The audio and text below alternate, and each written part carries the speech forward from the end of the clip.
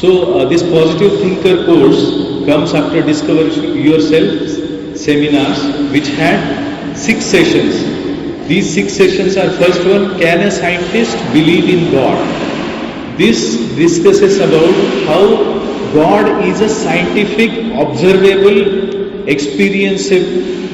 You can experience it as a reality. God is a reality, not a fact of fiction or imagination or hankering of emotional hearts.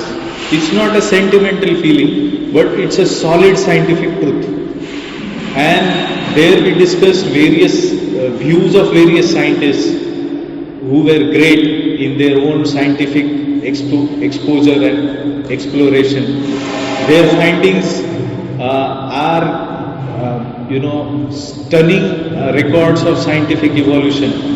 Like examples are like Newton, Sir Isaac Newton, Einstein. These are like, Newton is father of modern physics.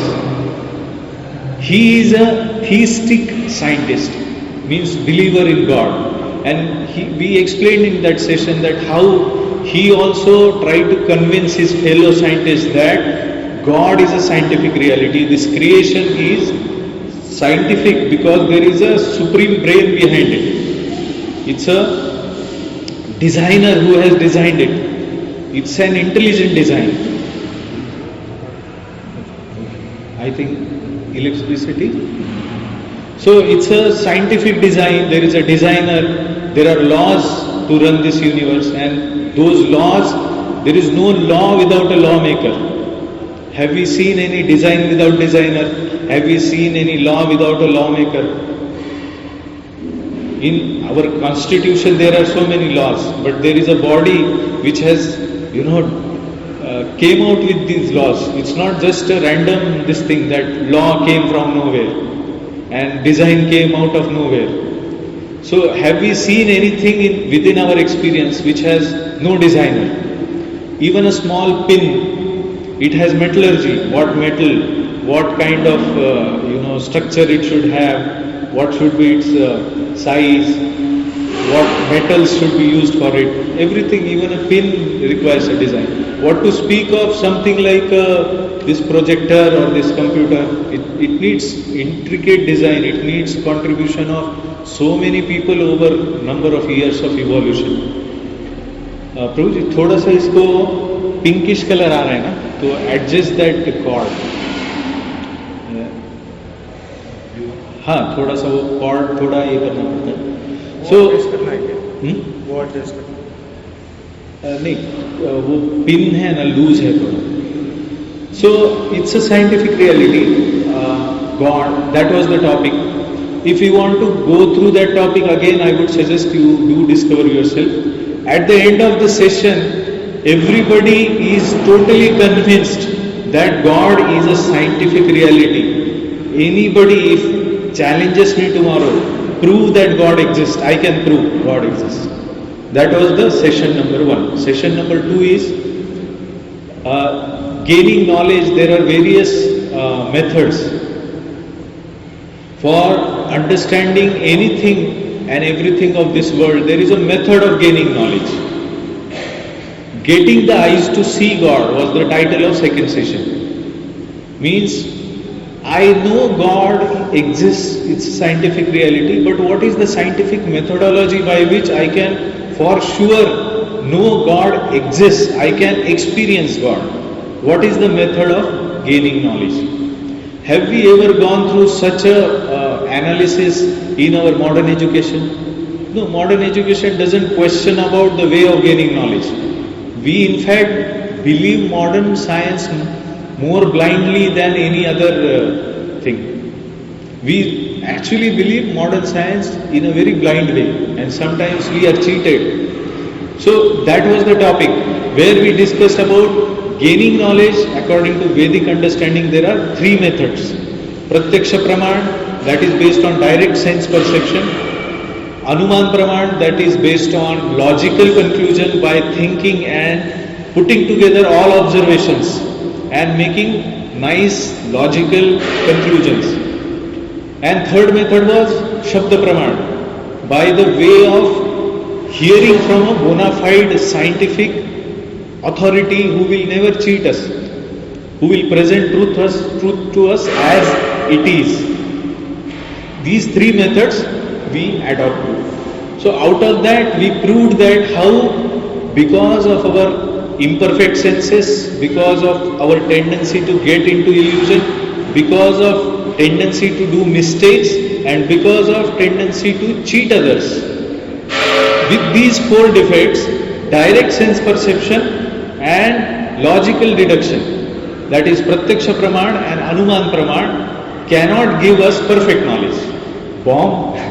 Bouncer, for some who have not done discover yourself, it may be difficult to understand. So I again urge you have to go through discover yourself second session to understand what I am saying. In summary, what I am saying is, we understand our eyes can't see everything, our ears can't hear everything, our tongue cannot make a perception of every taste, we can't have a perception of everything by touching, we can't rely on these direct sense perceptions for gaining every knowledge. For example, air we cannot see, but air exists. For example, electromagnetic waves exist, but we can't see them, we can't perceive them, we can't smell them. But it's a science, because we are using mobile phone to connect to somebody in remote region of this world. How is it happening? It's happening based on not only direct sense perception. So anybody who doesn't believe that indeed electromagnetic waves exist, we can utilize them, there are GSM bands, there are frequencies through which we can transmit data, we can transmit voice, we can transmit video. Today it is reality because somebody went ahead and tried to understand it with so many indirect perception methods. So there is a scientific methodology by which we can, by making use of direct sense perception and its observations, think over it, put up a mathematical model for it, and logically conclude that something exists. So how is X-ray detected? X-ray can't be seen, but the effect of X-ray can be seen on a photographic film. So that means X-ray exists. So even though you don't see, you conclude by taking help of a higher science, which may be invisible, but the higher science is accessible through brain or intelligent thinking or mathematical modeling. Mathematics, many of the things are, you can't see mathematics as such, but those formulae exist. We accept them based on higher intelligence. But going in further details, we could see that this logical thinking also has defects, because there are certain things beyond our logical perception also. Whatever we saw through our logical perception sometimes becomes false in certain circumstances. The theories which are based on Pratyaksha and Anuman Praman, that is direct sense perception and logical conclusion, those scientific theories are disproved sometimes, although they were proved at certain time. So there comes the tendency to make mistakes. We gave examples how big scientists also make mistakes. So there are observations like for a plague, bubonic plague, so many thousands of people got killed.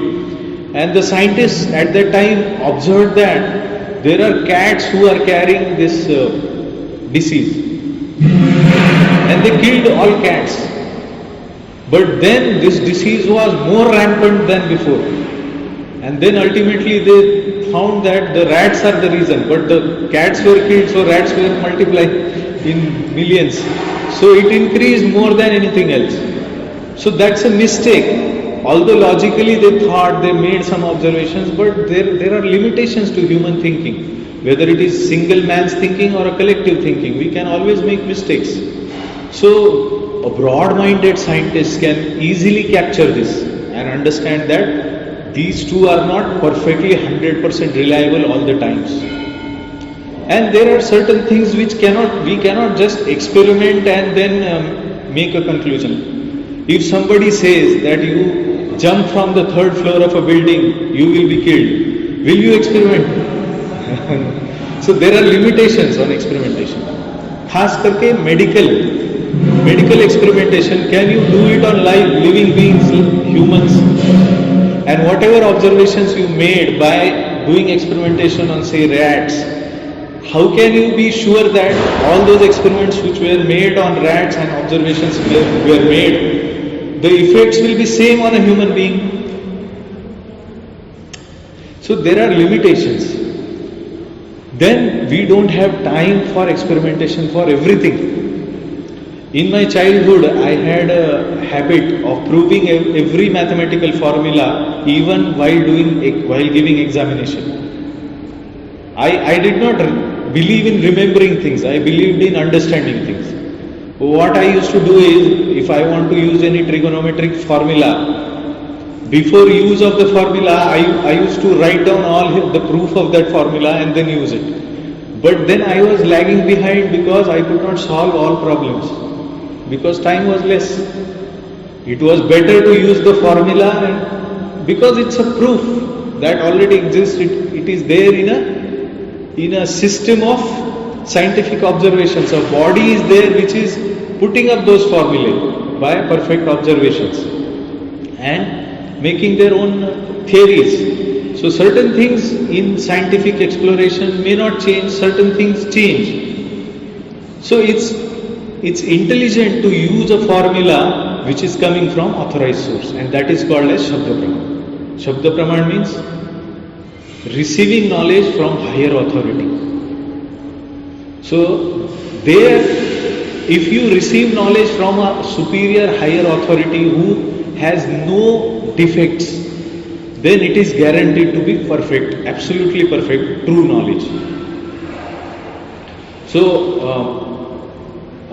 Vedic Shabda Praman is considered to be that kind of Praman. Now, in our modern education system, we have not learned Vedic education. So we are in fact reverse brainwashed that this is all fake, this is all mythological. But actually it is not like that. We have never experimented, how can we comment? It's a political, you may say, exercise or a political conspiracy, because some people wanted to rule over us and to exploit us. So they wanted us to not believe in something which is actually coming from our old, traditions, if we call it. But those traditions are unscientific. Who said this? What is the proof that it is unscientific? In fact, the Bhagavad Gita says, which is essence of all Vedic knowledge, it says, Raja Vidya Rajaguhyam Pavitram Idam Uttamam Pratyakshavāgamam Dharmyam Susukham Kartum Avyayam. Pratyakshavāgamam. This is king of all knowledge. Raja Vidya Rajaguhyam. It is secret of all secrets. Pavitram. Pavitram means it has no tendency to cheat others. It is pure knowledge. It is purely scientific knowledge. Uttamam, it is beyond the darkness of illusion created by material senses. So it's beyond Pratyaksha and Anuman Praman. That is Uttamam. Tama means darkness. Our senses are able to grasp the things because this nature is supporting us to know the things. If there is no light, we can't see. So we depend on nature, natural, resources. If sun is not there, moon is not there, stars are not there, electricity is not there, how can we see? Sometimes there are eyeballs in the socket, but there is no power to see. Those eyes look exactly same as any other person's eyes who can see, but they can't see. If you do all chemical analysis, whatever physical analysis, mathematical analysis, you know that everything is alright in his eyeballs. But naturally some connection is missing. Some subtle thing is in brain, some connection is missing. So that person has to rely on some blessing or some support by nature to see. 40 लागते ना चश्मा. So after 40s we need sometimes help of a eyeglass. So we depend, and without nature providing us all of this, we can't exercise our privilege of gaining knowledge. All knowledge, 5 knowledge gaining senses don't work without nature's empowerment. We call nature, but whose nature? God's nature, Creator's nature. So that there is a formula by which somebody decides, chooses what has to be awarded to us and what should not be given to us. So the point is, the knowledge that is coming in Bhagavad Gita, it is declared as king of all knowledge, secret of all secrets, purer than any other knowledge, pure most, without any sense of cheating in it. Fourth one is, it is beyond tamoguna, or it is beyond imperfections of our senses, tendency to be under illusion, tendency to commit mistakes. It is perfect, and it is not under illusion, it is beyond illusion, it's a truth, it's a reality. Pratyaksha means you can directly perceive the truth of this knowledge by a methodology. So if you say in a chemical experiment in chemistry, chemical A and chemical B, you mix heat at a certain temperature, you get chemical C. This is a truth. If it is declared in a academic book, what do? You have a practical experiment. You go to the lab, your college or whatever authorities, they provide us the mechanism of experimentation. There is a procedure of experimentation. So you go through that experimentation and you get the same result. What if somebody doesn't get the result? Do you blame the knowledge, or do you blame the procedure? Or do you blame the person who is experimenting? Because 10 others are getting, you are not getting. So it's not the blame of either procedure or the knowledge. It's the blame of the person that he is doing mistake. So all these three combined together can give pratyaksha avagamam, direct perception of the truth. It is promised. What else we want? Dharmyam, it is path of dharma. It's not adharma. Sometimes something may be scientific but not moral.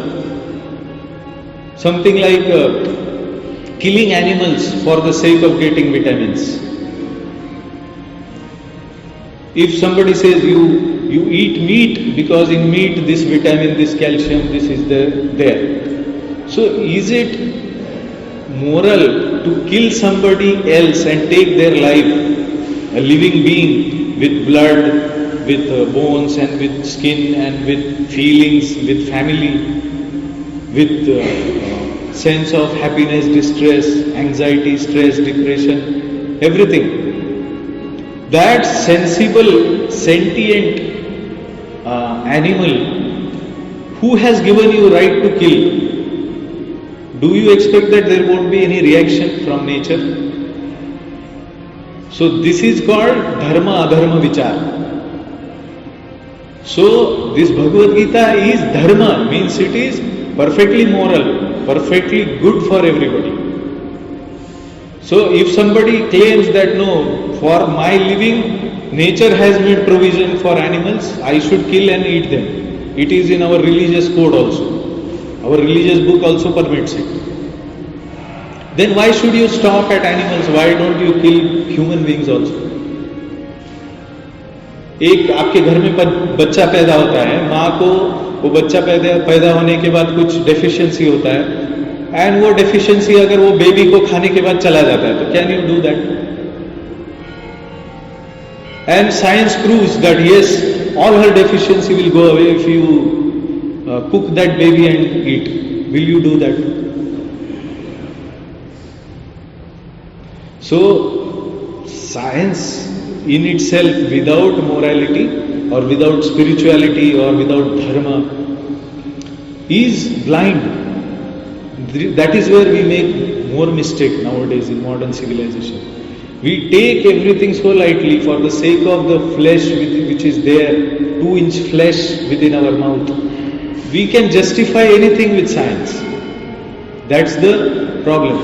But Bhagavad Gita is not under that problem. It says dharmyam susukham, and it will give happiness to everybody ultimately. And it is avyayam. Avyayam means it is timeless truth. It's not that today it is true, tomorrow it is false. So it's a perfect science. So that is called Vedic Shabda Praman, Vedas. The next session was Vedas, the privilege of humanity. How Vedas are going to give a big privilege to humanity for living a very wonderful natural life. Where is that science by which we can understand how should I live so that I don't disturb anything and I become happy, everybody else becomes happy. So Vedas give us that method. Vedas are privilege of humanity. Vedas are beyond these problems. And what privilege? We discussed in those sessions. Vedas give us privilege over solving certain problems of life which are common to all. Nobody wants them, but nobody can avoid them. Nobody wants problems. Nobody can avoid them, but everybody suffers them ultimately. Those are common problems. So what are those common problems? Yes. Birth, old age, disease, death. Anybody likes old age, disease, death? But with our scientific exploration, are we able to stop all diseases? Are we able to stop death? No. Or are we able to stop stress, anxiety, depression? In fact, day by day it is becoming rampant.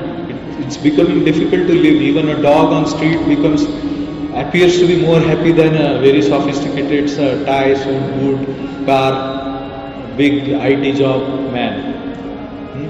Money and everything. They are not giving truly a peaceful existence, happy existence to everybody. And it can be very easily seen. So, these Vedas, Vedic knowledge give us that privilege by which we can solve these problems. Birth, old age, disease, death. There are 3 more problems. Adhyatmik, Adhibhautik, Adhidaivik, Klesh. Means the miseries which are inflicted on us due to our own body. Our own body makes us difficult living. You are sitting here for some time now. After some time you will feel pain in the neck. You will feel restlessness because your body will not be happy all the times in that same posture. Even if you have taken food in the morning, afternoon you again want, evening again you want. And running behind this food, we become so much harassed. So, like that, there are problems due to our own body. We not like a body where we don't become hungry. We are all the times energetic, happy. If we want to enjoy, we can eat, but there is no need. We will be very happy. But this body forces us to eat. Bodily problems, mental problems, intellectual problems, egoistic problems, all these problems are Adhyatmik Klesh. Adhibhautik Klesh are those which are inflicted on us by some other living beings.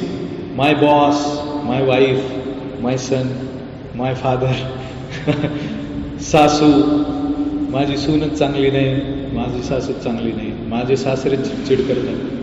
Means there are so many relation problems, husband-wife problems nowadays.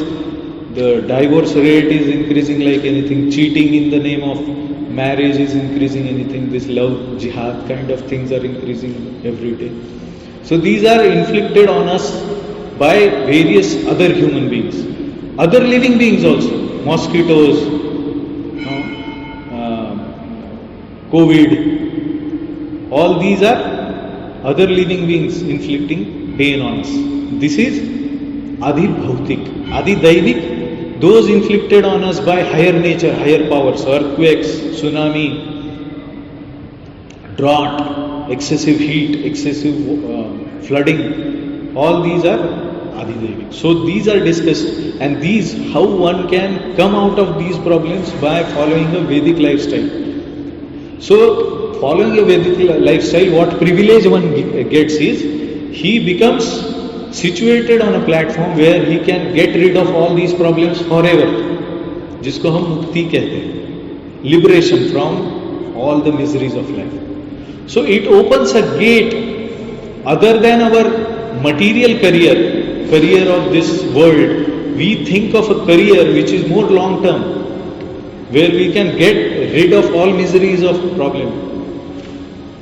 Don't we hanker within ourselves about these three desires? In fact, four. Sat, Chit, Ananda, Vigraha. Sat means eternity. We don't want to die. Check our heart. We will have this natural hankering, like we have hankering for drinking water when we are thirsty. Similarly, our happiness, hankering of happiness means what? If we define happiness, hankering, we get to these four desires. Which are they? Common. You check your own heart. In the factory or in the laboratory of your heart, you can check the reality of science of the Bhagavad Gita's principles or Vedic principles. So our heart is our laboratory. There we experiment with the formula which is given and we try to find out whether it is true. So, desire to become eternally undying means I don't want to die. This is a basic desire. One who is really anxiety, stressed, he is not able to live. It is so painful for him. He sometimes out of frustration says कि let me die. इससे अच्छा मैं मर जाऊं. But within his heart he wants to get rid of miseries because of living. But it is not that he doesn't want to live. If he is freed from those miseries, he will say I want to live forever. So that basic desire to live is there forever without death. Then Chit, knowledge, I want to know everything. Ananda, I want to be always happy, never under distress. And Vigraha means I want my identity. These four are the state which is natural for us. But now we are not in that natural state. We are in opposite, Asat, Achit, Nirananda state. And that is called material existence. भौतिक शरीर मतलब मरने वाला है, असत है. अचित means हमेशा आनंद में नहीं रह सकता है. It gets under distress, it gets under stress, depression, bodily problems.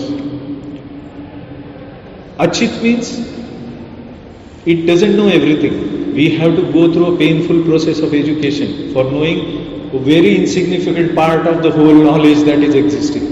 Even if I go, I am a MTech in cyber security. In cyber security field also I can't claim I know everything. I have 20 years of experience working in that field, but I know very little of that field. Because our natural state here is not knowing. There are so many things coming up every day. How can I know everything? So body means there is limitation. Achit. Nirananda. We are not happy always. So that is exactly opposite of what we are actually. So getting back to what we are actually is the privilege that Vedas give us. Vedic knowledge gives us. There is a process. A person, that science, if he follows the process, then he gets the results. But he makes mistakes in following, then he doesn't get the result. And then he blames that it doesn't work.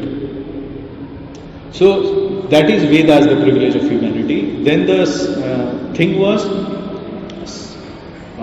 first teaching of the Vedas is, who am I really? I am a spirit soul. We have heard, मैं आत्मा हूँ, मैं spirit soul, I am spirit soul. But have we really gone into the details of whether it's a scientific reality? It's about me. Whether I know scientifically for sure that I am a spirit soul. That was the point of discussion of the fourth session of DYS. So you go through it, you will be able to, as I said, at the end of the session 1, you are convinced and you can convince anybody of existence of God. You will be convinced in the fourth session, or you have already attained, then you are convinced that it's a scientific fact that I am a spirit soul. and this body is just a covering on me. Just like a man drives a car, he is not a car, although he is moving in car.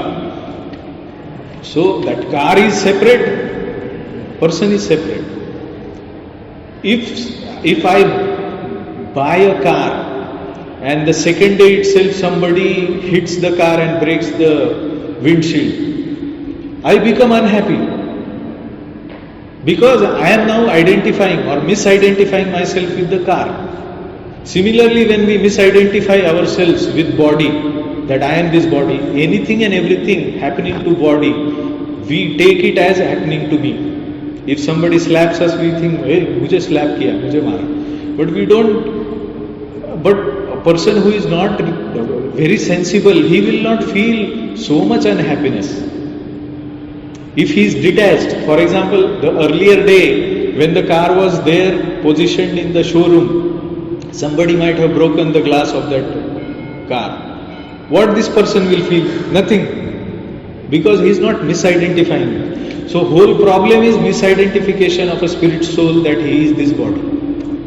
That's the problem. And when we get rid of that problem, the nature takes us out of this bodily existence and frees us and makes us forever happy.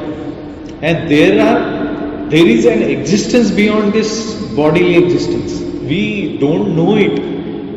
We are so attached to bodily existence that we think that this body and this life is all in all. There is nothing beyond. So the science of soul proves that no, this existence as a spirit soul is a scientific fact which is experimented by modern science, and it has a proof that indeed we are spirit soul and we are transmigrating from one body to another body, life after life.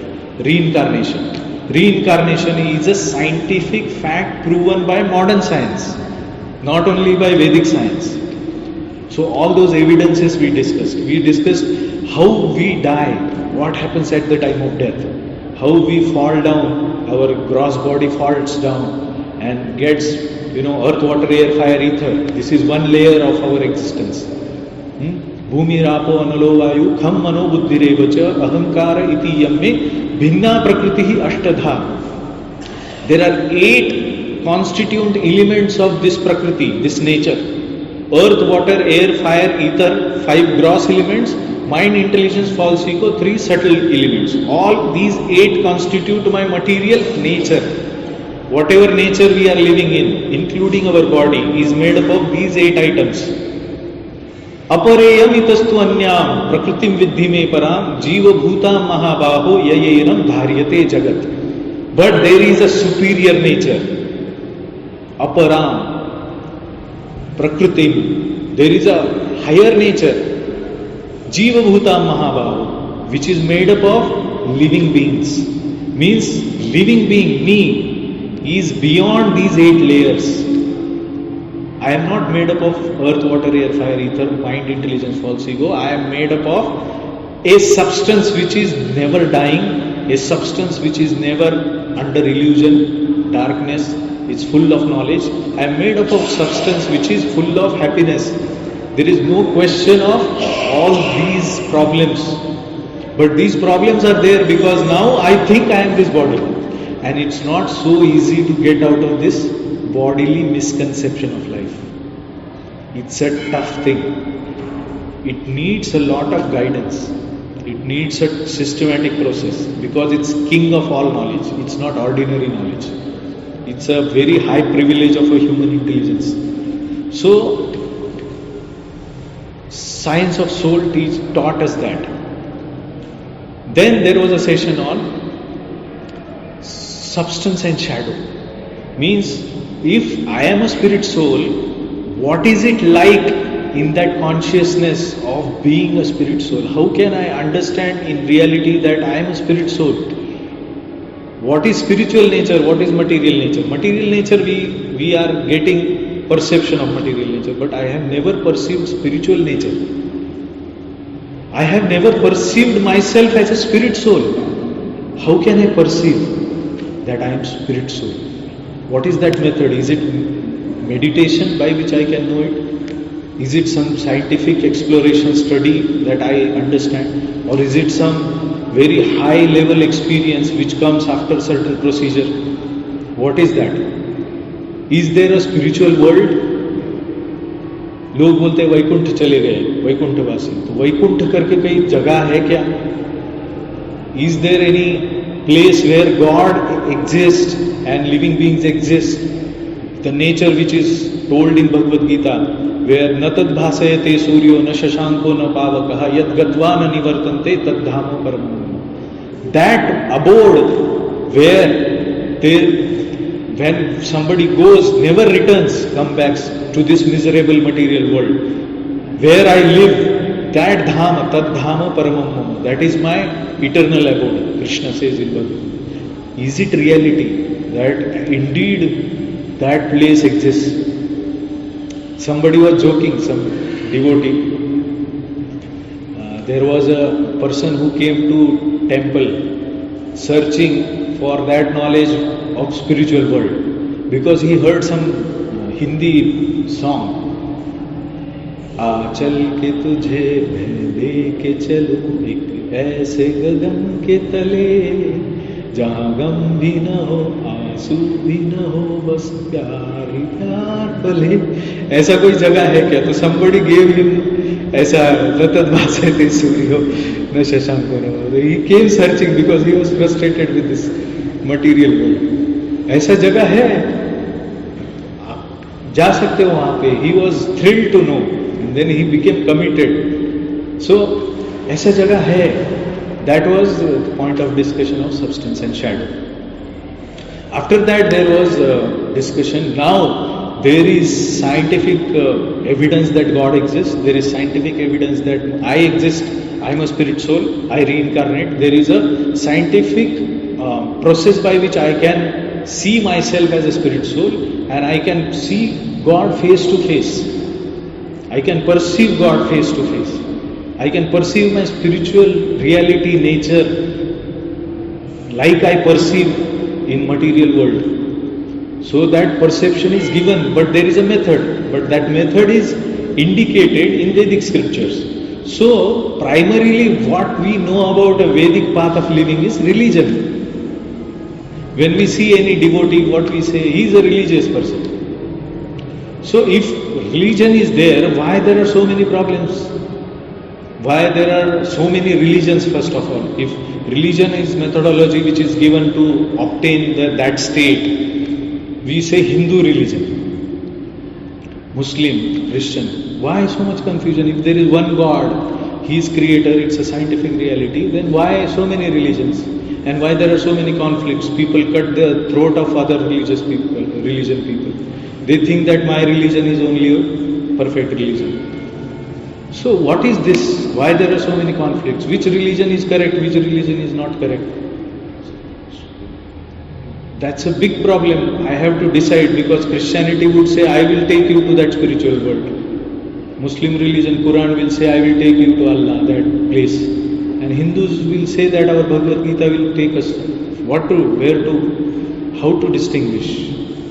So we discussed that thoroughly, and we discussed how there is, absolutely no match to Vedic Sanatana Dharma as far as the depth of knowledge is concerned, the coverage is concerned, the practicality is concerned, the logical part of it is concerned. All of that is established very firmly in that session, very scientifically. So that was Discover Yourself. And now the person who has done Discover Yourself course, he is quite convinced that I want to lead a very spiritual life. And he is very convinced, and he is seeing that material life is quite miserable. He starts accepting it. Anybody who is deceased, if he doesn't accept that he is deceased, then who can solve his problem? If somebody has depression, mental depression, but he doesn't open up, he doesn't tell it to anybody, he doesn't take any help of any expert in that field, who will cure his depression? Similarly, we understand that Vedic literature say that we are Baddha Atma. Baddha means tied up. We are tied up to this bodily existence. In DYS, we also saw that this material world is compared to a prison house. Prison house where, why is prison house made? Because you have made some serious crime, you have done crime, you need to be kept under a controlled environment. Because in an open public society, you will play havoc, you will create problem for others. So you have to be kept in isolation. That is the purpose of jail. It's a different thing that in today's political situation, in jail also they have 5-star facilities. It's a problem. That's why this is not place of nyaya. A spiritually minded person understands this as a reality. अरे मैं न्याय मांगने के लिए कहाँ जाऊँ? Police के पास जा सकता हूँ, can I get justice there?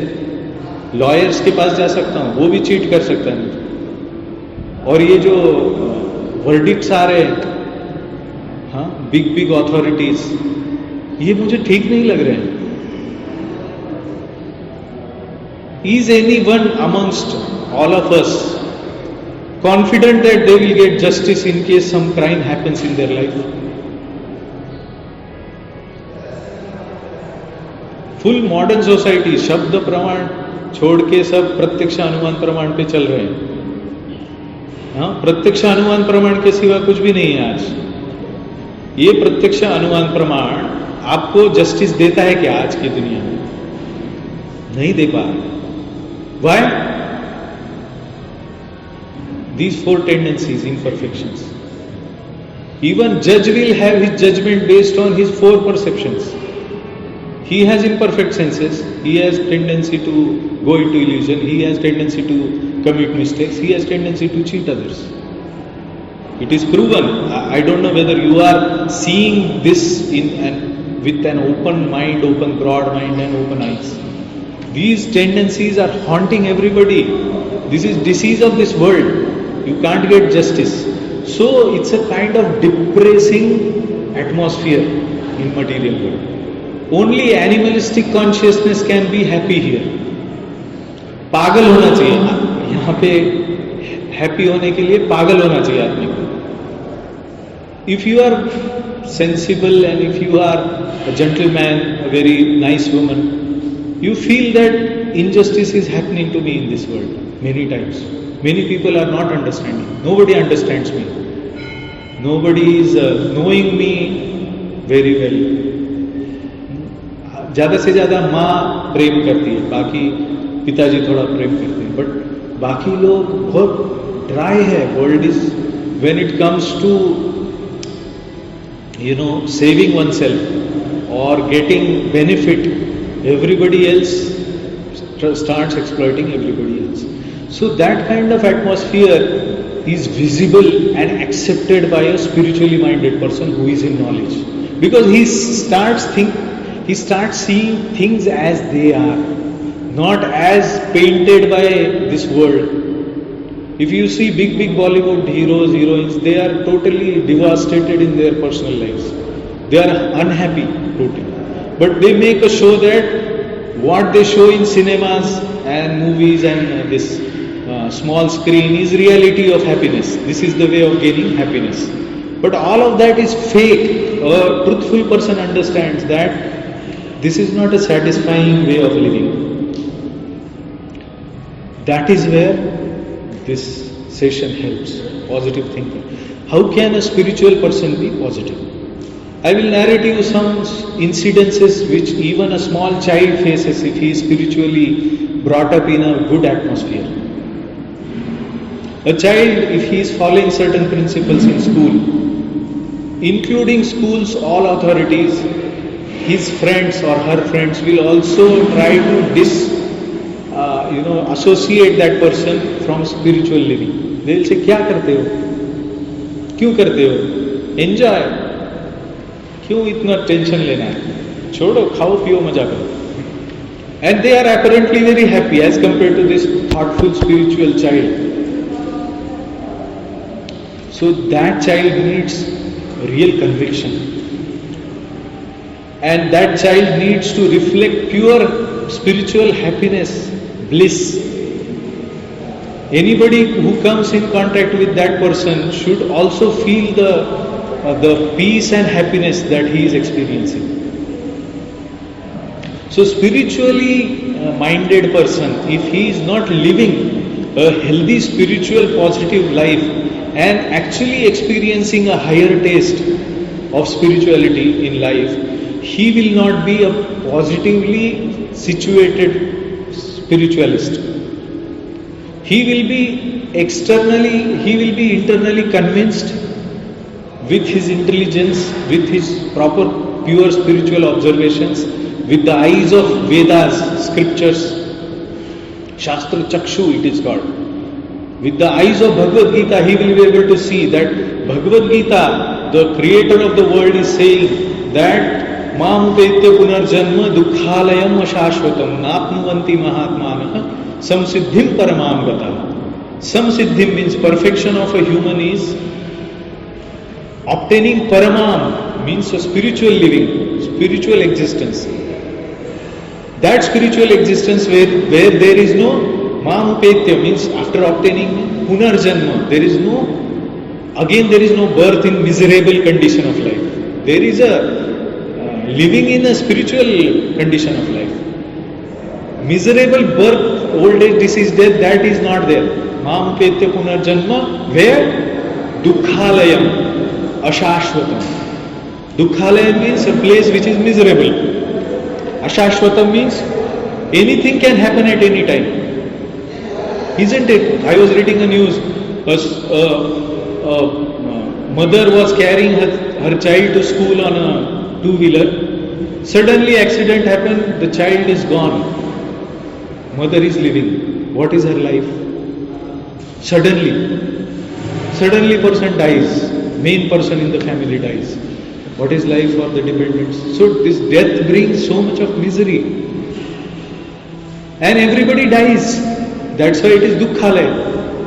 Himalaya means everywhere there is Hima.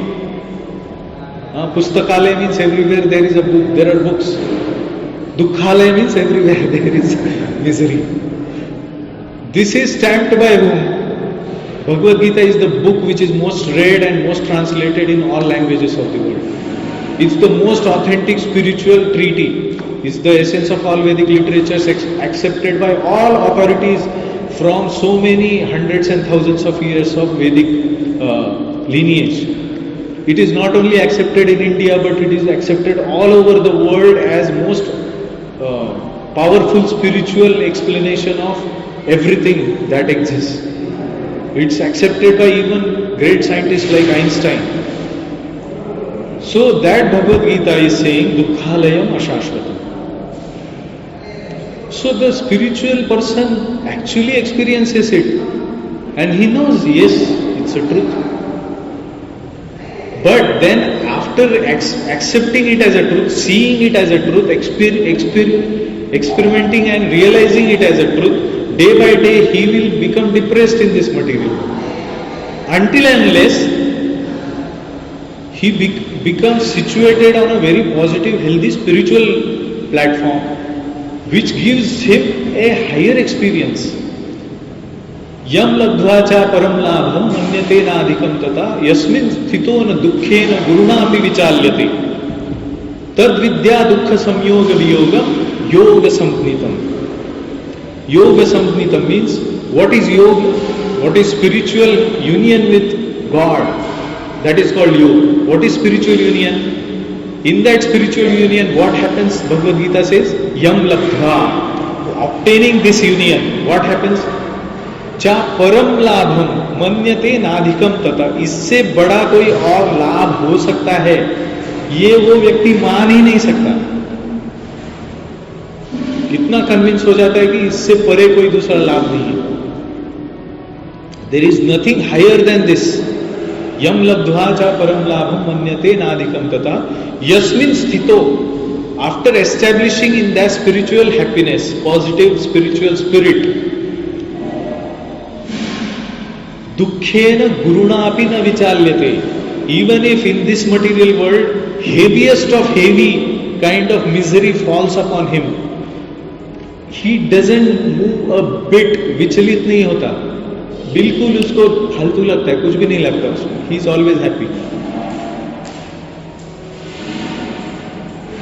तम विद्या, that knowledge by which संयोग वियोगम, दुख संयोग वियोगम, दुख के साथ जो संयोग हुआ है अपना दुखालय शाश्वत में, उसके साथ वियोग हो जाता है, पूरा कट जाता है वो part. Even within this body, it's not that one has to take again some other shape or some other form to experience this. No, within this body, one can experience such a positive, healthy spiritual position. That is possible by the process described in this course, positive thinking. So, if we are spiritually minded, convinced that spiritual life is a scientific way of living, and we want to actually experience healthy spiritual positive spirit which is described in Bhagavad Gita. This is only one verse. There are so many verses describing that happiness. That is possible with this course. So I think logically it's 12 o'clock. Logically we can have a break if you want, little bit break. If you want to go around 5 minutes break we can take, then we will actually start with our course. This was just little introduction. We'll go through identifying divine guide. This is the first session of this course. ठीक है, we'll take 5 minutes break. Hare Krishna.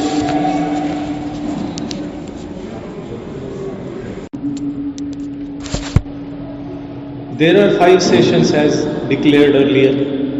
I hope you have seen the video trailer, introductory video, in which a bit of idea is given what all is to be expected. Echo is too much? Okay. So, first session is identifying my divine guide, where we will be understanding quite deeply that what is the principle of spiritual master.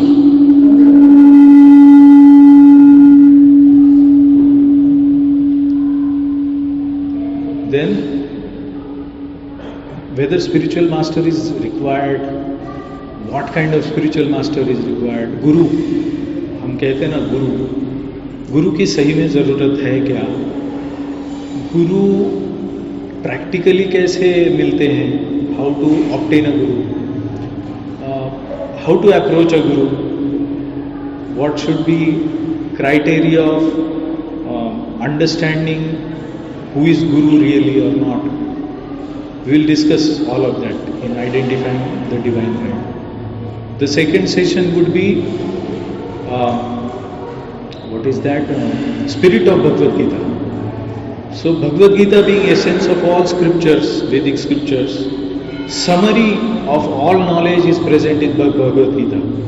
In fact, Bhagavad Gita is such a comprehensive book that even a single word out of 700 verses of Bhagavad Gita opens up a gate of huge knowledge. For example, in our modern science we say E is equal to mc square is a formula. I don't know how many of you know. Einstein's theory of relativity.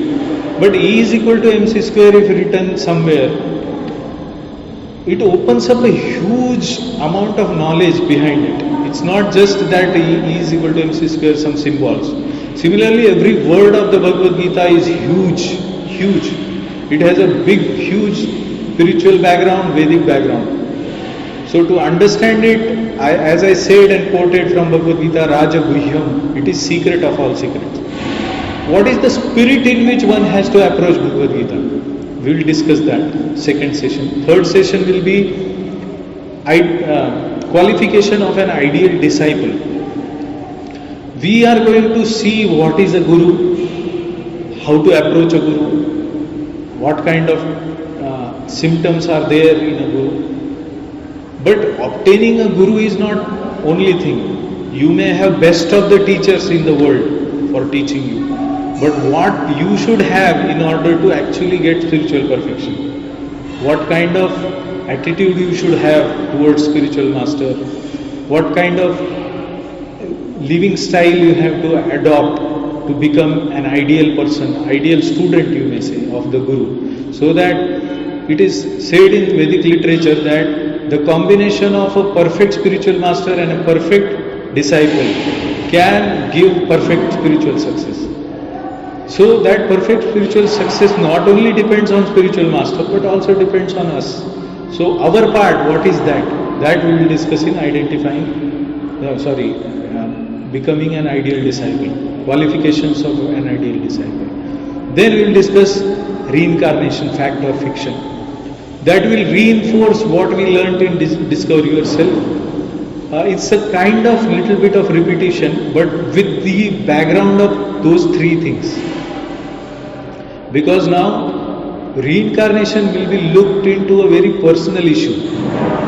Everybody has a personal reincarnation within this life and after this life. It's a personal journey. As Srila Prabhupada used to say, everybody has to fly his own plane. Can we help a person who is dead? No.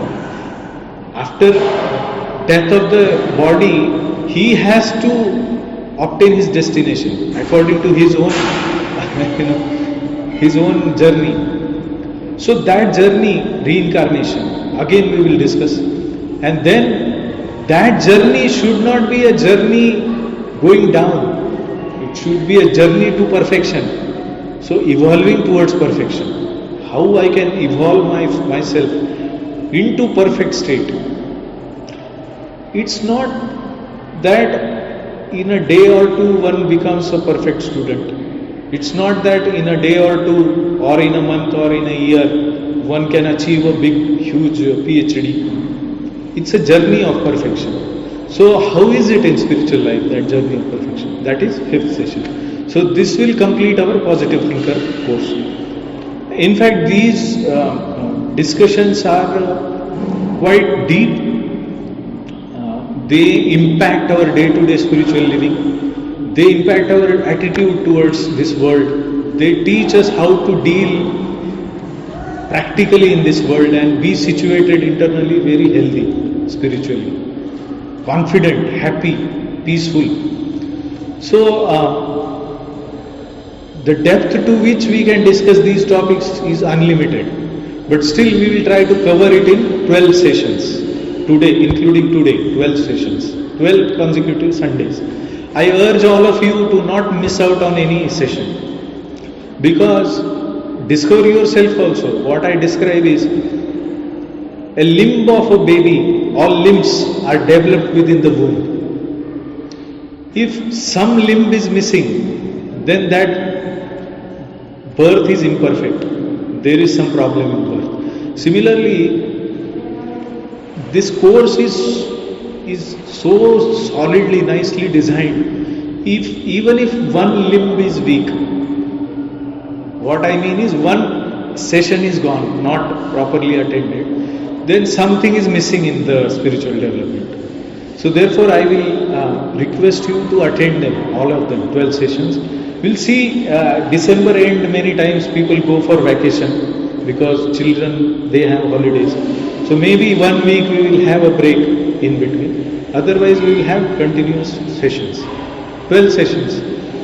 It's a certification course, you will get a certificate. We'll have some quiz, we'll take attendance regularly.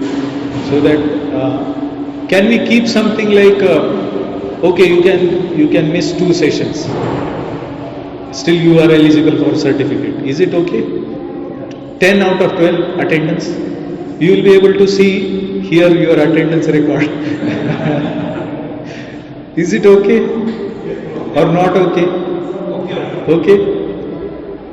Certification is good because we have a spiritual career also, isn't it? Tomorrow, this certificate not only in our practical life in this world. Nowadays, people want a reliable person at any post.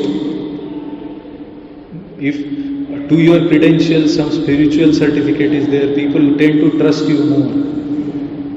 because he will not cheat, he is a good man. That trust is big actually. So certificate will be given, respect that certificate, take that certificate, use it as a privilege, and this will remind you of positive spirit whenever you see it. So we'll have attendance regular, 10 sessions at least.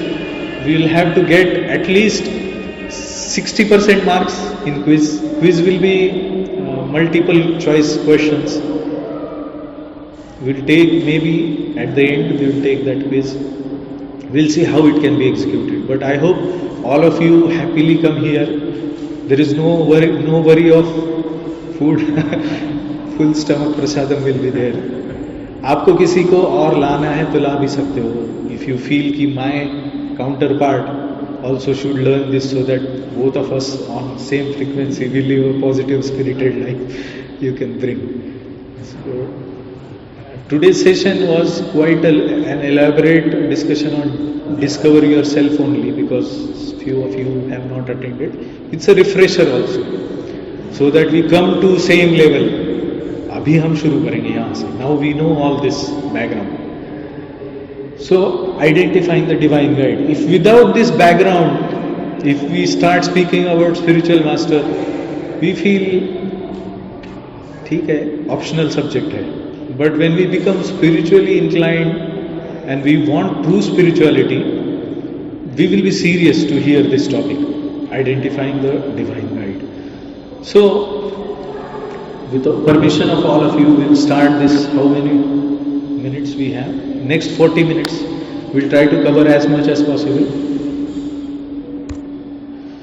So, the Bhagavad Gita gives us this principle. Tadvidhi pranipatena pariprashnena sevaya upadekshanti te jnanam jnaninah tattvadarshinaha. In the 4th chapter of Bhagavad Gita, Krishna is saying this to Arjuna, that, oh Arjun, just try to learn the truth by approaching a spiritual master. Tadvidhi. Vidhi means to know. Veda means knowledge. To know knowledge of Vedas, there is a process. So that process starts with this. Just try to learn the truth by approaching a spiritual master. So it's a Bhagavad Gita's recommendation. Bhagavad Gita is the essence of Vedic scriptures. So to know Vedic knowledge, you need to have a spiritual master. Is it optional?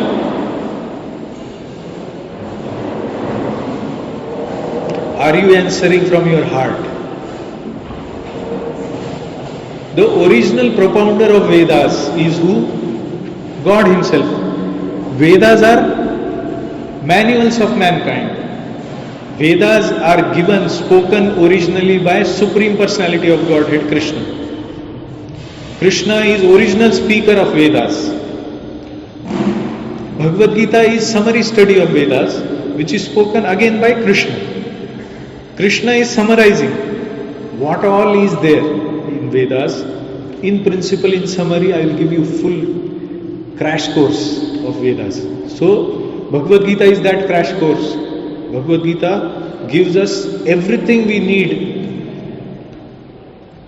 Shankaracharya, one of the great acharyas, he has said, what any other book you need for your perfection, Bhagavad Gita is sufficient. It is that powerful book. So Bhagavad Gita says, Bhagavad Gita is spoken by Lord Krishna on the battlefield of Kurukshetra 5,000 years back.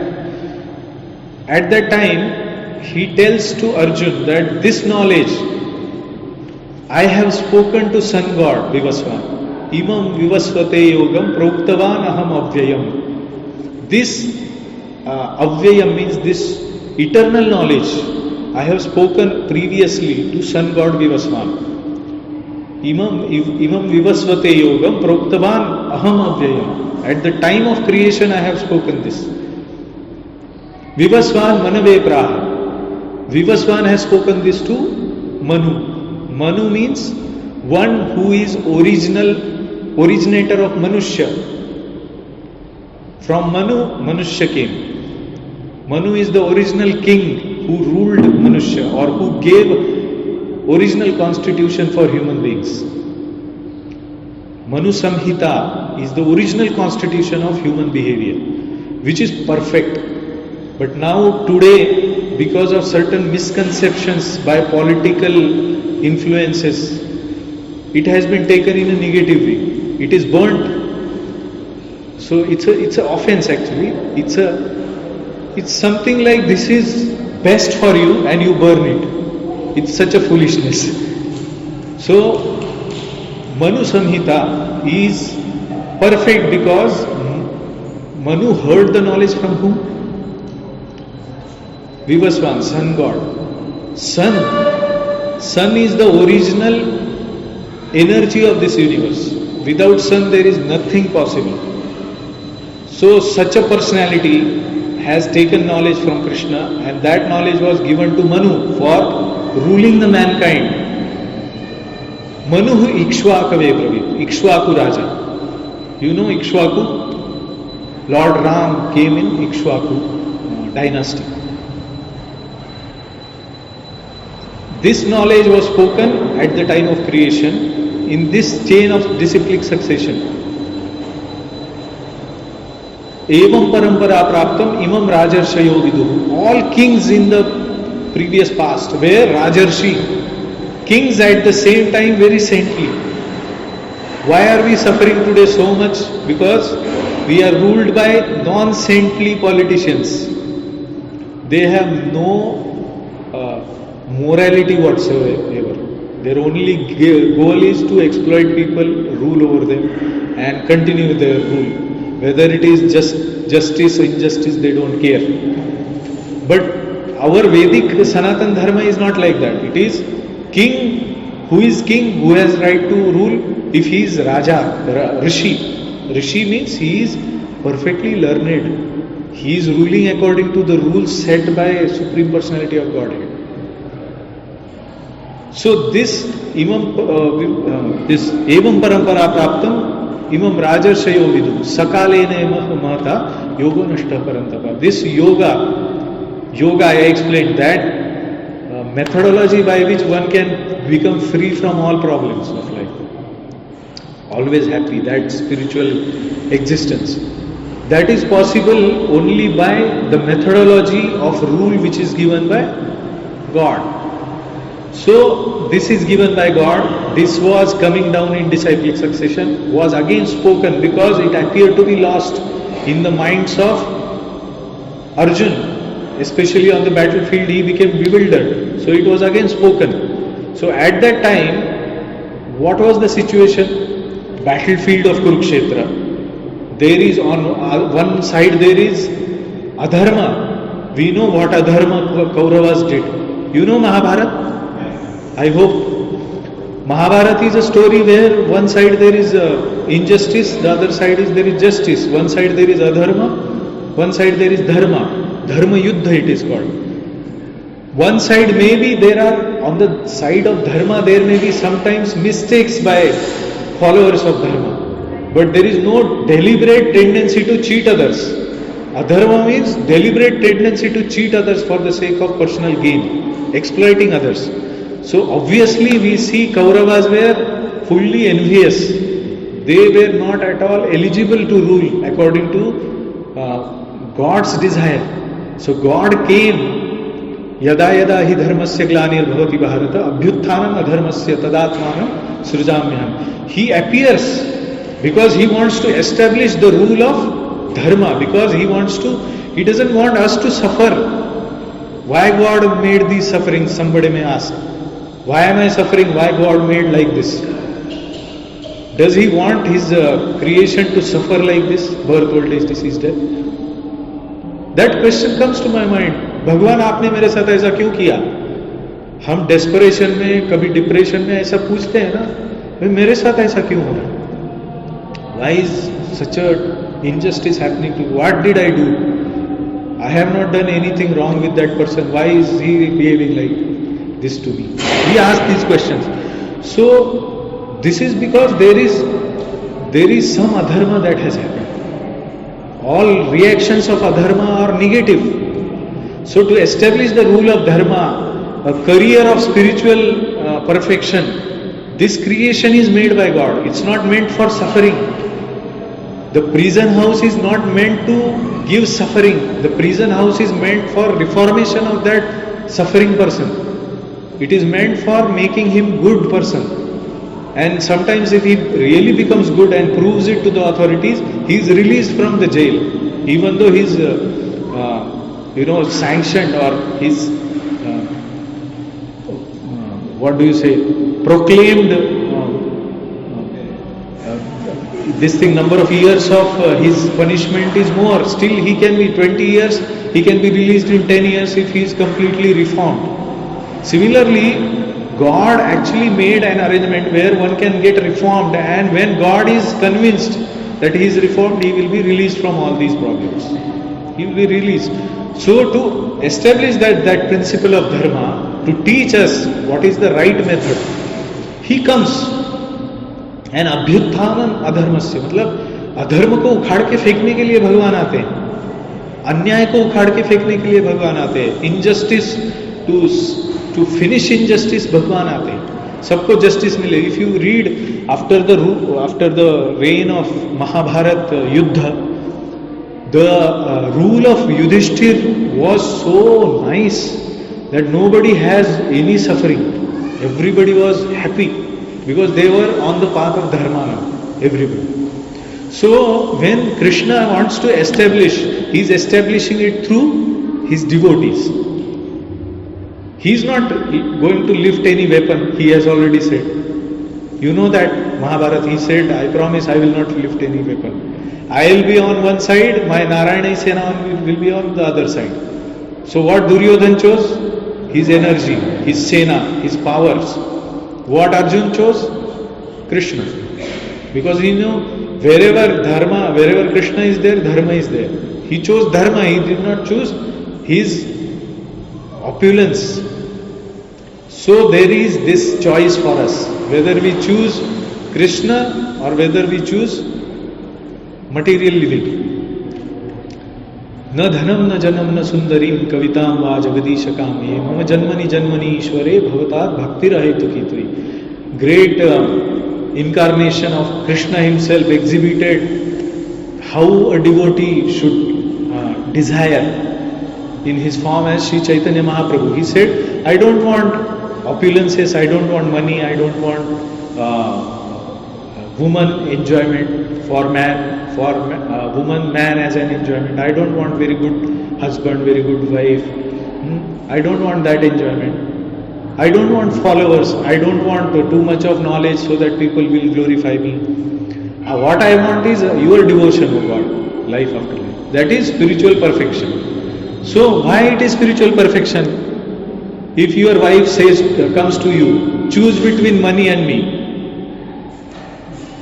When are you loving her? When you choose money. No. So similarly, God puts in forth. You do the adharma, I will give you so much of opulence. You cheat, I will give you millions of rupees. You take a life full of corrupt behavior, I will give you all opportunities. You give bribe to others, you get your things done. You have free will. So that is adharma, very easy to choose because immediate benefits you can get.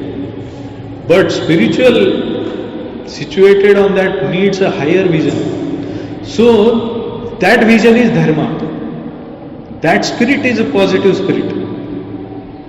Why positive spirit? Because it may be very difficult for that girl to study throughout the year. She is a student, 11th class student. But what she is ultimately thinking, ultimately I want a success at the end of this exercise. So she is ready to stop and not go into the easy method of not studying. So dharma, spirituality may be very difficult. It needs a very healthy spirit, positive spirit.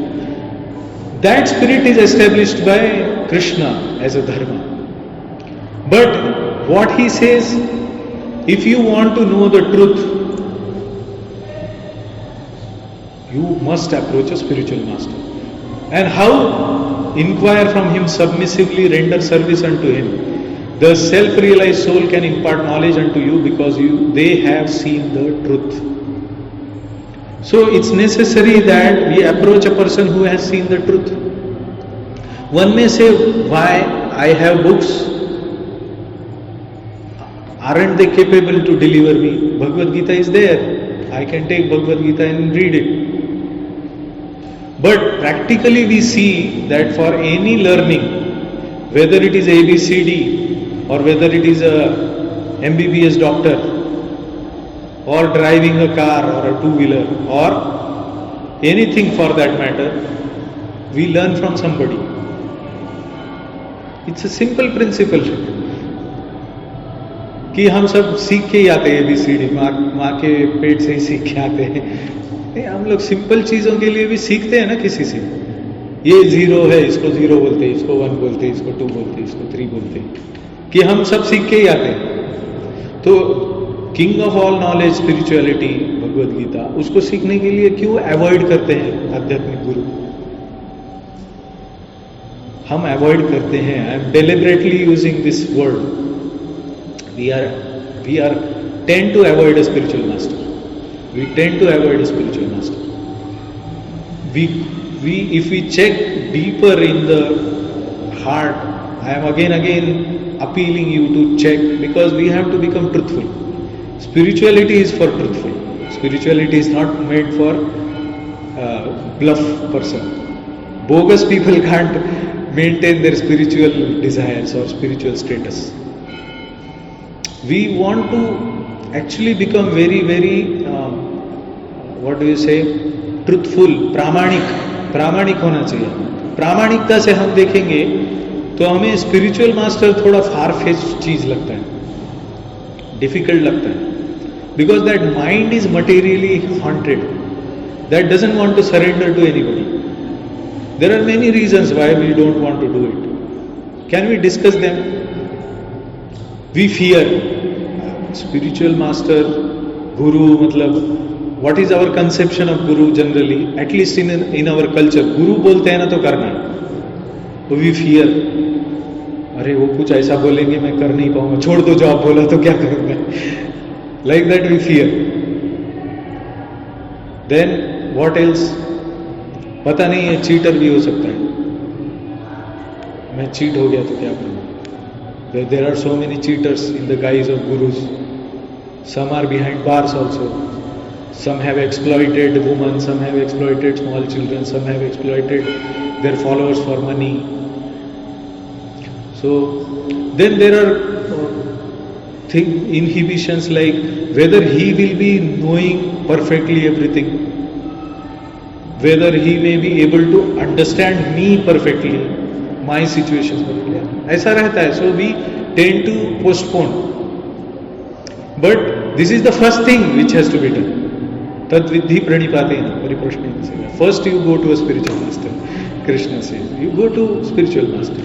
So for us this question is very important. As I explained, guide is expected in every field. Very graphic picture.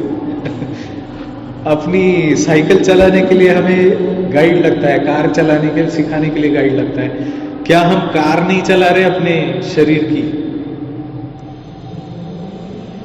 हम अपना शरीर चला रहे हैं, वो एक car के बराबर है. या in Sanskrit Vedic scriptures they have explained it as a ratha, and we are rathi of that car.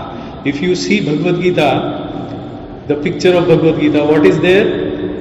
Ratha, Arjun is sitting, Krishna is guiding, और Krishna is वो घोड़ों को सारथी है करके सब डेस्टिनेशन में भगवान लेके जा रहे हैं अर्जुन को.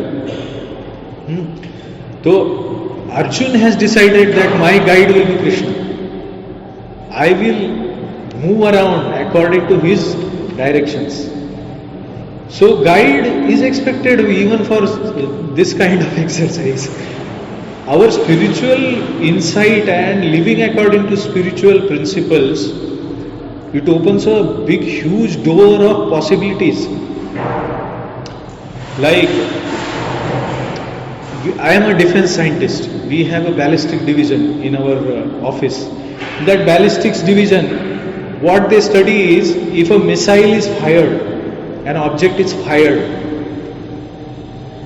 it should go and hit the destination perfectly. Now missiles, intercontinental ballistic missiles, they travel for more than 5,000, 6,000, 10,000 kilometers. Ballistic missile पता है ना, मिसाइल जो यहाँ से छोड़ा तो अमेरिका में जाके हिट करेगा. The accuracy of that missile is pin point many times, but how this accuracy is achieved, it's a science, it's a mathematics. An object if it is deviated a little bit, missile kind of object, अभी यहाँ से ऐसा point करके missile छोड़ा है, तो अगर वो थोड़ा भी स्टार्टिंग में थोड़ा भी इधर का थोड़ा इधर हो गया तो कहाँ जाएगा, ओवर 5,000 किलोमीटर्स, वो कैसा जाएगा, किधर जाएगा. And it's a 3-dimensional space in the 4th dimension of time. And there are so many things happening in environment, humidity, pressure, temperature, all these parameters matter, the geographical location, the height. And within all of that, all these deviations have to be absorbed by that missile in order to hit it accurately. Hitting target accurately, we call it as a rocket science, isn't it? Any difficult science, we say rocket science. So, there are so many ways in which it can deviate. Because in a state space, in so many 3-dimensional huge space, there are so many possibilities it can go wrong. It's a science to keep it on track. Similarly, spiritual master is required for us to keep us on perfect track. So these missiles are guided. There is a guidance mechanism for such a long distance missile, long range missile. Guidance mechanism is key. It adapts to the situation. If airflow was north to west or something like that, now it has suddenly changed. Who can predict how wind flows? But that wind is going to matter a little bit also. Again it has to readjust that missile. So that readjustment, everything is under guidance unit of that missile. So continuously we need guidance. Why? Why do we need guidance? One material point of view analogy I gave.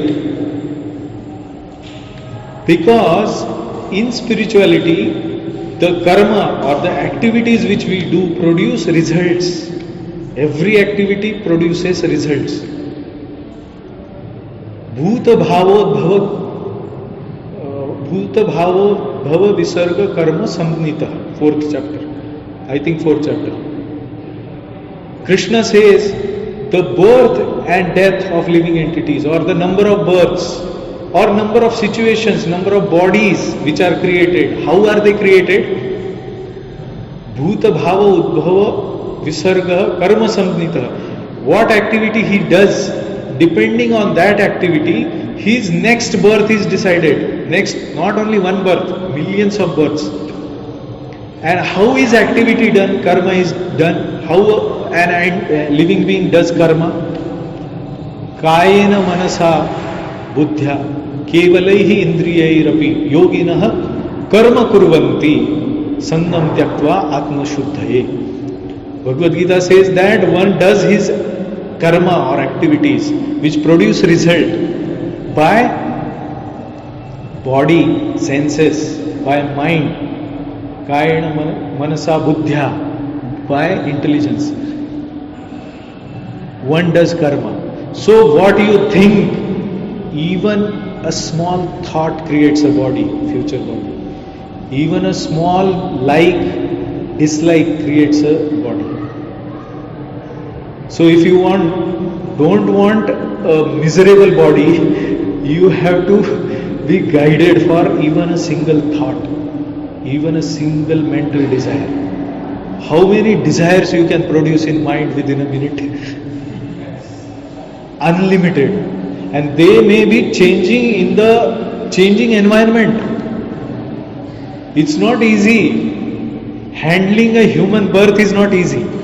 Because We'll take this elaborately in reincarnation, fact or fiction, and evolution towards perfection. We'll take it how we can actually see the reality of our destiny. So spirituality is the mechanism by which we are controlled to go into a specific direction and pinpoint hit our target. Perfection of human birth, perfection of human life. It needs guidance mechanism by spiritual master. It's a massive, massive guidance. We need it. We desperately need it. We need either face-to-face spiritual master guidance or his true representative who has absorbed that teaching and knows perfectly. We need that guidance. Every step we need guidance. So therefore guide is expected in spirituality also. Now when we see the state of Arjun, can we solve our problems ourselves? That is the question. We know that we are in an illusion. We know four defects. Four defects are present in us. What are they? Imperfect senses, illusion, mistakes, and cheating. We know these four. Suppose somebody, I broke a glass, immediately wife comes shouting, "Hey, kisne toda ye glass?" Immediately what comes to my mind? How to avoid her shouting? And I speak according to that situation, immediately. And I may speak untruth because she is very fired up. I may want to avoid the punishment. I will say, "Pata nahi yahan pe rakha tha kaise gir gaya." Hai ki nahi? So we have those tendencies built into our system. With those tendencies, we see in a perspective where we try to defend our living. We want to be safer. We want to defend. How many of us are able to speak truth all the times? It's a difficult exercise. So our seeing is also not perfect. Seeing the situation. Why? Because I don't see what happens to me when I speak untruth. Long term I don't see what punishment is due for me because of speaking untruth. Because of speaking falsely, what reaction is getting calculated behind the scene in the creation of God. His mathematics, I don't know. I don't see it. What I see is what my wife will say to me. Isn't it? Or my boss at office. I bluff because I want to protect myself. So in that condition, my seeing, my observations, my thinking, my intelligence, my discrimination, all of them are meant for protecting my interests, which are seen as immediate interests, not long-term interests. So in that situation, I am bound up by the nature with which I am working in this world. If my nature is, there are three kinds of forces that act on us: Sattva Guna, Rajo Guna, Tamo Guna. That is a different story. We will see it in maybe self-manager course. Three kinds of forces by which we are dancing. Whatever we think that I am thinking, we think that I am doing. Let me tell you this verse, please carefully hear. If you understand this verse, I feel you will be able to understand the need of spiritual master. नैव किंचित करोमीति युक्तो मन्येत तत्वविद पश्यन् शृण्वन् स्पृशन् जिघ्रन् अश्नन् गच्छन् श्वपन् श्वसन् प्रलपन् विसृजन् गृह्णन् उन्मिषन् निमिषन् अपि इंद्रियाणि इंद्रियार्थेषु वर्तन्ते इति धारयन्. A spiritually realized soul, how he sees, how he hears, how he speaks, how he sees this thing, everything is explained in this verse. 5th chapter of Bhagavad Gita. What it says? I do not do anything at all. नैव किंचित करोमीति. मैं कुछ भी नहीं करता. तो करता कौन है? अभी मैं बोल रहा हूं पर मैं बोल नहीं रहा हूं. लोग पागल बोलेंगे. बट आध्यात्मिक दृष्टि से संपन्न महात्मा जन ये अपने अंतरात्मा में पूरी तरह से जानते हैं कि वो जब चलते हैं तो वो नहीं चलते हैं।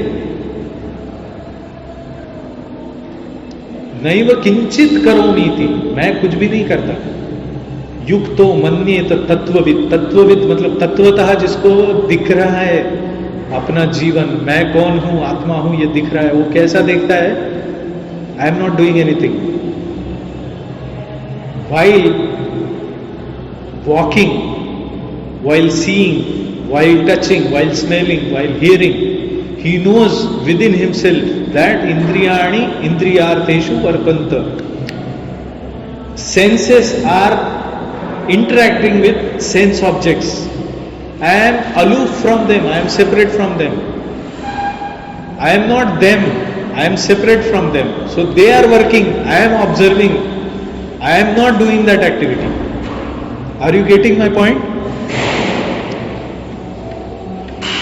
I am not walking when I am walking.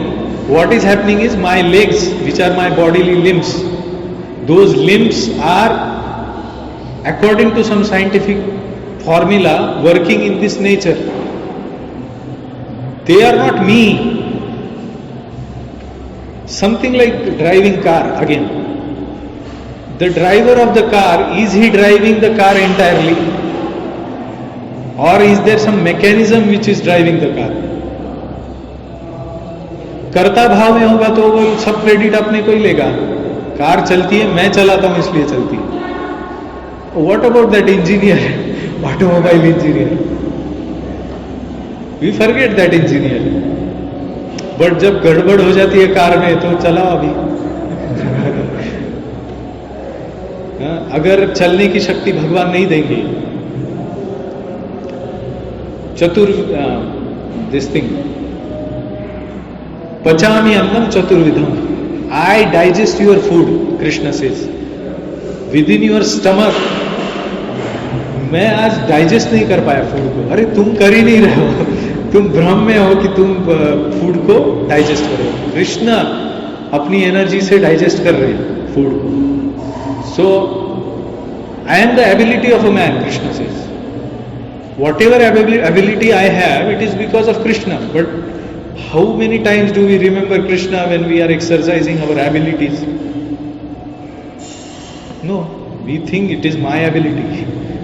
मैं बात कर रहा हूँ इसलिए लोग सुन रहे हैं, मेरी ability है। We think like that. And as soon as we think like that, there is a punishment due for our wrong thinking. Punishment or whatever, reaction. Reaction for my wrong thinking. When I say I am doing, immediately there is a false ego that comes into picture, and then I am due for that thinking. So our thinking, when it comes to actually deciding what is dharma, becomes easily confused. Very easily confused. It's not easy to follow a strict spiritual path. It says in Bhagavad Gita again, Lord Krishna says that किम कर्म किम अकर्मेति कवयो अपि अत्र मोहिताः तत्ते कर्म प्रवक्ष्यामि यद् ज्ञात्वा मोक्षसे अशुभम्। किम कर्म, क्या करना चाहिए, किम अकर्म, क्या नहीं करना चाहिए। कवयोः अपि अत्र मोहिताः, कवयो मीन्स वेरी इंटेलिजेंट पर्सन। अगर क्लास में, आपके क्लास में टीचर बोलता है शी इज वेरी इंटेलिजेंट, अगर भगवान बोलते हैं इंटेलिजेंट, क्या होगा वो इंटेलिजेंट? कवयो अपि अत्र मोहिता, ये ऐसे बड़े बड़े इंटेलिजेंट की छुट्टी हो जाती है। Who are we? Do we claim we are the most intelligent person? Krishna says that क्या कर्म है, क्या कर्तव्य है, क्या अकर्तव्य है, इसको डिसाइड करने के लिए कवयो अपि अत्र मोहिता, बड़े बड़े लोगों की छुट्टी हो जाती है। तत्ते कर्म प्रवक्ष्यामि, मैं बोलता हूं क्या करना चाहिए क्या नहीं करना चाहिए। यद् ज्ञात्वा मोक्ष से अशुभा, जो भी अशुभ है ना वो सब खत्म हो जाएगा तुम्हारे लाइफ से। I am telling you now, listen, what is good for you, what is bad. Then he talks about karma. So that karma, it's not so easy. There are many stories in books like Ramayana, Mahabharata, where we get confused, one of which is Arjuna's situation. He is saying, Pruchhami tvam dharma sammudha chetaha. Oh Krishna, I am now confused with my duty. I have lost all my composure. Yash shreyasya nishchitam bruhi tanme. What is ultimately beneficial for me? Please let me know. ब्रूहि तन में, तुम मुझे बताओ क्या मेरे लिए अच्छा है क्या बुरा है। निश्चितम ब्रूहि तन में, शिष्यस्ते हम शादिमां त्वां प्रपन्नम, मैं आपका शिष्य हूं और मैं आपको पूरी तरह से शरणागत हूं। अब आप बताइए मेरे लिए सबसे श्रेयस्कर क्या है। पूरा कंफ्यूजन भगवत गीता में डिस्कस किया अर्जुन, और वहां पे Arjun initially he was like very learned man. He was giving so many arguments because it was his decision now to fight or not to fight. कर्म, युद्ध लड़ना है यहाँ पे कि नहीं लड़ना है। तो ये कर्म करने के लिए who will guide me? नहीं करना है कि करना है। Krishna, I surrender to you because I am now perplexed. I am confused. I don't know what to do. So I surrender to you. शिष्यस्तेहम शाधिमां त्वां प्रपन्नम, मैं पूरी तरह से आपको शरणागत हूं, आप जो कहेंगे वो करूंगा। And what is the end of the Bhagavad Gita? नष्टो मोह स्मृतिम लब्ध्वा, नष्टो मोह, मेरा मोह नष्ट हो गया। स्मृतिम लब्ध्वा, मुझे जो बुद्धि जो स्मृति चाहिए, that remembrance, I got it. नष्टो मोह स्मृतिम लब्ध्वा त्वत् प्रसादात् मयाच्युत, आपकी कृपा प्रसाद से, आप because of your mercy now I have got back my memory of what is correct and what is incorrect, what is right and what is not right. करिष्ये वचनम तव, now I will act according to what you are saying. I understood why it is important, now I am seeing, because what is ultimately Arjun's question, यश श्रेयः, what is perfectly beneficial for me forever, not short term, forever. Shreya, preya, preya means what is pleasurable for me now, shreya means what is long term for me now, जिसको हम हिंदी में मराठी में कल्याण बोलते हैं। मेरे कल्याण का मार्ग कौन सा है, मेरा कल्याण किस में है? Tell me, I am confused, I don't know what to do. Humbly he surrender. So Krishna knows real Shreya. Why? Why Krishna knows and why? हम नहीं जानते हमारा किसमें भला है, नहीं जानते क्या किसमें भला है, कि जानते हैं हम किसमें भला है। फर्क क्या है दोनों में, अर्जुन और कृष्ण में, ये 4th चैप्टर में बताया। 4th चैप्टर में कृष्ण क्या, अर्जुन क्या बोलते हैं? तुम बोल रहे हो कि तुमने ये ज्ञान विज्ञान सूर्य देव भगवान को दिया when it early in the creation, but you are my friend, you are born few years back, how did you give that knowledge to it? So what is Krishna's answer to it? bahuni me vyatitani janmani tava charjuna तान्यहं वेद सर्वाणि न त्वं वेत्थ परन्तप। Both you and me, both have taken many births, but तान्यहं वेत्थ सर्वाणि, I know all of them, but you do not. So Krishna knows millions of years or millions of births back who I was, where I was. And वेदाहम समतीतानि वर्तमानानि च अर्जुना भविष्याणि च भूतानि माम तु वेत्त न कश्चन। मैं हर एक जीव का पास्ट प्रेजेंट फ्यूचर सब जानता हूं, पर मेरा कोई नहीं जान सकता। हम जानते हैं मेरे पिताजी कौन थे लास्ट बर्थ में मेरा नेक्स्ट बर्थ क्या होने वाला है? Who knows? Krishna knows. So who knows what is better for us long term? I will give a small short story, 1 minute, we'll end here. There was a Brahman who is not supposed to tell lies. Satyam, Shaucham, Daya, Kshama, all these are Brahminical cultures. Satya bolna. Satya bolna Brahman ka dharma hai. Once there was a butcher who came running asking the Brahmin that, did you see a cow running from this place? I want to kill her, slaughter her. What should Brahman do? His dharma is to speak truth. Should he speak truth to the butcher? It's a decision to be made. If he tells, yes, I saw the cow go this way, she is there, what would happen? He has spoken the truth, but what is the result? Long-term result. Does he know long-term result of speaking this truth? Or he literally takes everything? Or he sees a situation, applies his intelligence, takes guidance if he is not able to understand himself? Because Vedic scriptures are deep, very deep, and situation wise different rules, different conditions, and it's not so blind. So what is the result, what is the punishment of killing an animal?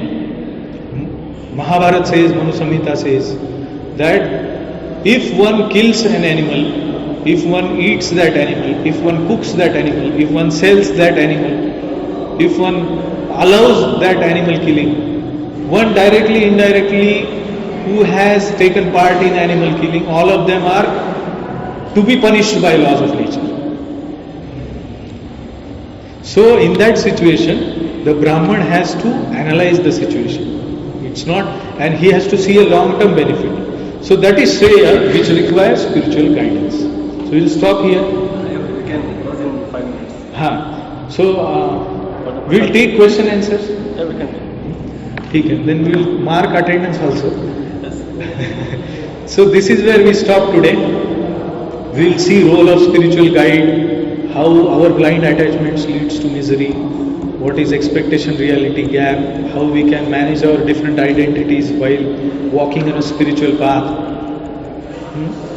Ego, absolute necessity of spiritual master, logic behind it, identifying a genuine and a cheating person as a guru, qualifications of real guru, all of that we'll see and try to finish in next session. We have covered a lot in this session. I am very happy that you gave your audience, you came, keeping away all your business aside, gave priority to this. Hope you continue to give this priority. Hope I am making justice to the presentation. I am making sense. I hope it is liked by you. If you have any questions, we can take them. I showed to you whatever is coming up so that the questions will be answered subsequently. But today's session, if any question is there, you can ask.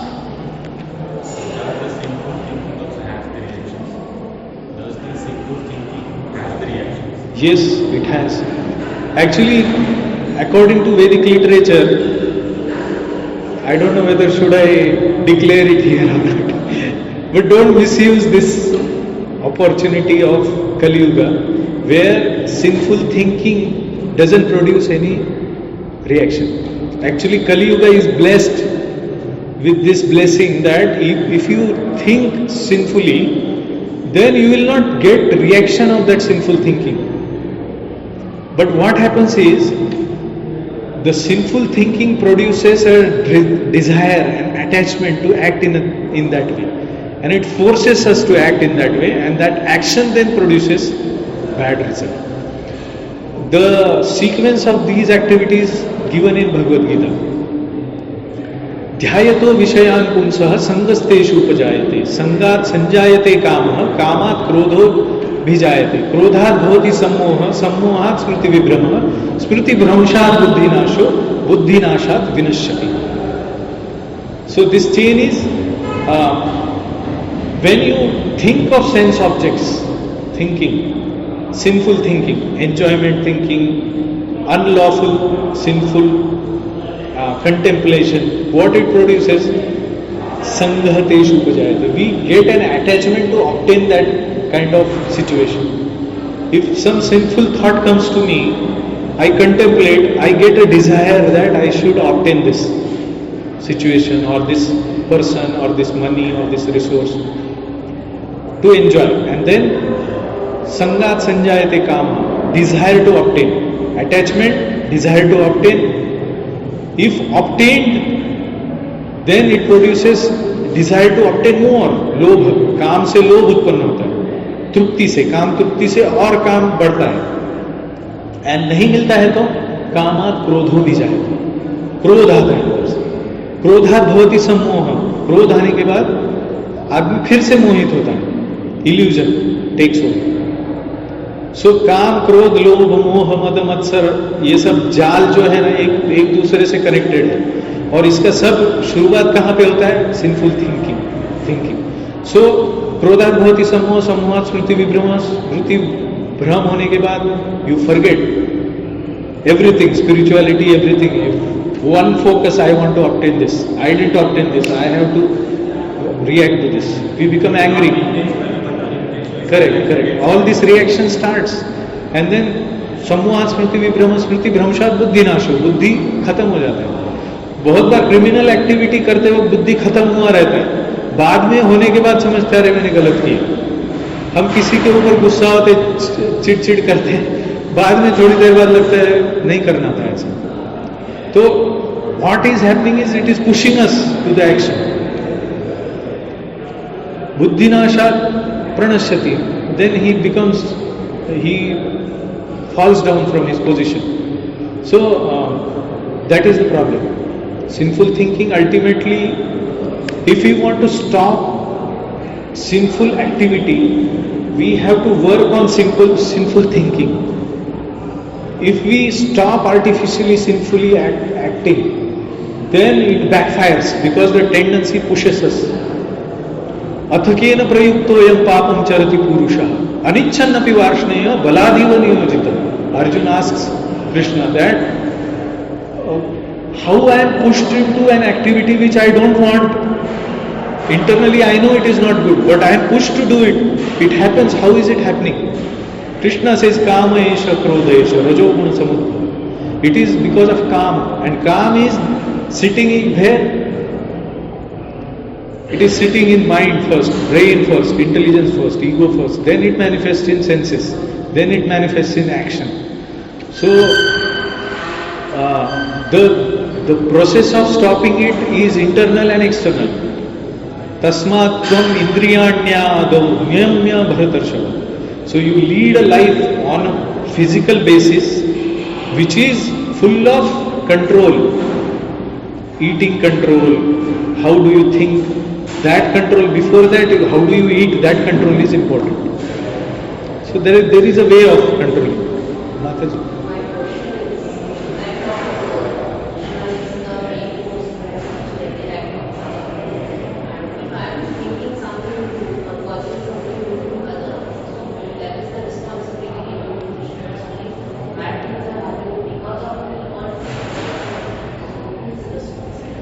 Very good question.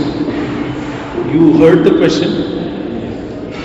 A self-realized soul knows within himself that he is not doing anything at all. For such a self-realized person, actually Krishna is the doer. If he becomes self-realized, there is no reaction actually for him. Therefore Krishna in Bhagavad Gita says that such a person even after killing doesn't kill. Arjuna's question is, if I kill all these people, then reaction will come to me. I am killing all these people, their families dependent on them. Those families will go into a loop where they will act according to adharma. Their dynasty will be finished, they will be adharma only. Then pindadan, lupta pindodaka kriya, so many reactions will come. And for all of that, I will be responsible because I killed. But what Krishna says, हत्वापि स इमाम लोकान न हन्यते. हत्या करके भी वो हत्या नहीं करता है. कौन? बट कौन ये इंपॉर्टेंट है? Self realise soul who is completely detached and dependent on Lord Krishna for everything. While doing also he is not doing, while acting also he is not acting. But self-realized soul means not somebody who exploits the situation for his gain and wants to enjoy everything for him and push the blame on Krishna. not for them. For one, because Krishna wants Arjun to become completely detached from his own thinking. His own thinking is, I will kill, I will get reaction. I, me and mine. Janasya mohoyam aham mameti. Why Arjun wanted to fight? He indicates in Bhagavad Gita initially. He says that Rudhira Pradigdhan, this unrivaled kingdom of earth which I get after winning the battle, what is the use of that? I don't want to enjoy such a kingdom which is envied by demigods also. I don't want to enjoy the kingdom by killing these people. वो रक्त से सनी हुई जमीन के ऊपर मैं राज्य नहीं करूंगा. But Krishna's question is, who are you to rule? I want a rule of dharma. I want you to rule because you are on the side of dharma. Why you are thinking, जैसे मेरे uncle ने कुछ crime किया, मैं जज हूं, मेरा uncle है करके माफ कर दूंगा, चलेगा क्या? You are not doing dharma. You are just justifying that मैं किल करूंगा, मुझे रिएक्शन आएगा. It's not dharma. Dharma is dharmam tu sakshat bhagavat pranitam. What God says is dharma. Therefore, what God says has to be properly understood by us. And spiritual master, this is one example that how a single spiritual conception can create so many doubts in mind.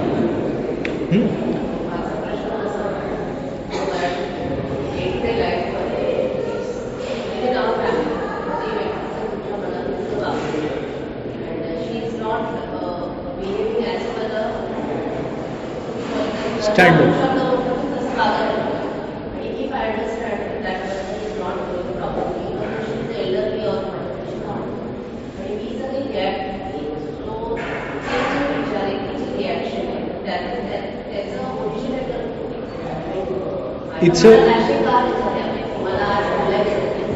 It's because you are in a way connected to her or him or anybody for that matter. Because there is a exchange of karmic fruits between you.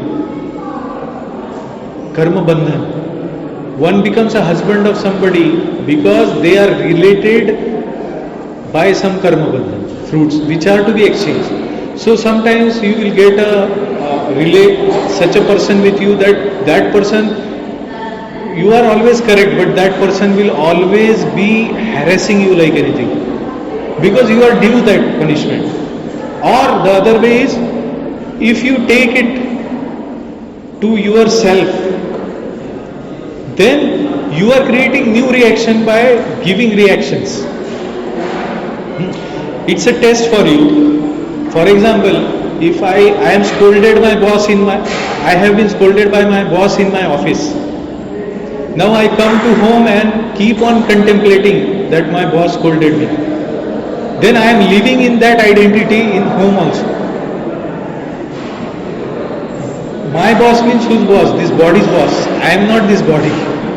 So this contemplation of a saintly person, that I am being insulted, when he thinks in a spiritual way, by that mechanism that I am not this body, then just like, ये आपने car लिया, इसका colour कितना खराब है.